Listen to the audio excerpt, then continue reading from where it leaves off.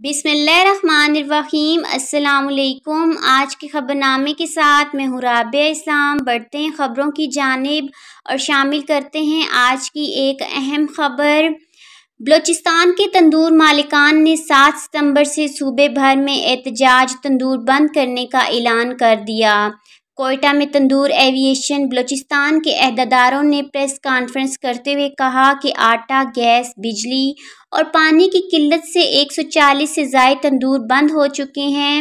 صدر تندور ایویشن کا کہنا تھا کہ بلوچستان میں آٹے اور گیس کی قیمتوں میں اضافہ ہوا ہے۔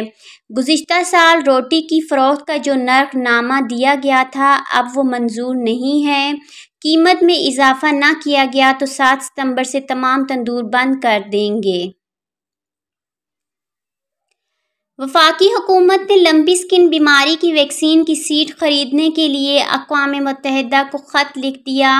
وفاقی وزارت غذائی تحفظ کی جانب سے لمبی سکن کی شیٹ کی فراہمی کے لیے درخواست کی گئی ہے۔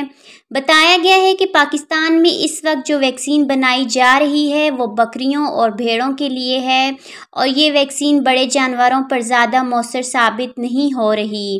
اقوام متحدہ سے درخواست کی گئی ہے کہ وہ پاکستان کو شیٹ فراہم کرے تاکہ لمبی سکن کی بیماری پر قابو پانے کے لیے اس کے مطابق مؤثر ویکسین تیار کی جا سکے۔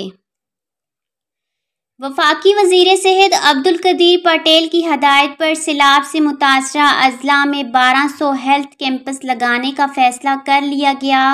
ملک بھر میں سیلاب متاثرین کو صحت کی سہولیات کی فراہمی یقینی بنانے کے لیے وفاقی حکومت کی جانب سے اہم اقدام سامنے آیا ہے اور وزیر صحت عبدالقدیر پٹیل کی ہدایت پر سیلاب سے متاثرہ اضلاع میں 1200 ہیلتھ کیمپس لگانے کا فیصلہ کیا گیا ہے۔ ترجمان وزارت صحت کے مطابق health camps national emergency operation cell, صوبائی ای او سیز اور آغا خان یونیورسٹی کے اشتراک سے لگائے جائیں گے۔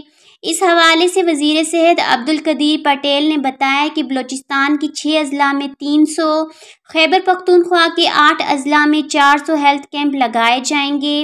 وزیر صحت کے مطابق پنجاب کے 2 اضلاع میں 100، اندرون سندھ کے 6 اضلاع میں 300 ہیلتھ کیمپس لگانے کا فیصلہ کیا گیا ہے، جبکہ کراچی میں بھی 95 ہیلتھ کیمپ لگائے جائیں گے۔ طبی کیمپوں میں ادویات، بچوں کی ویکسینیشن سمیت صحت کی تمام بنیادی سہولیات دستیاب ہوں گی۔ جلد کے امراض، آنکھوں کے انفیکشن، اینٹی ڈائریا کی ادویات بھی فراہم کی جائیں گی۔ آج کے خبرنامے میں بس اتنا ہی۔ مجھے دیجیے اجازت۔ اللہ حافظ۔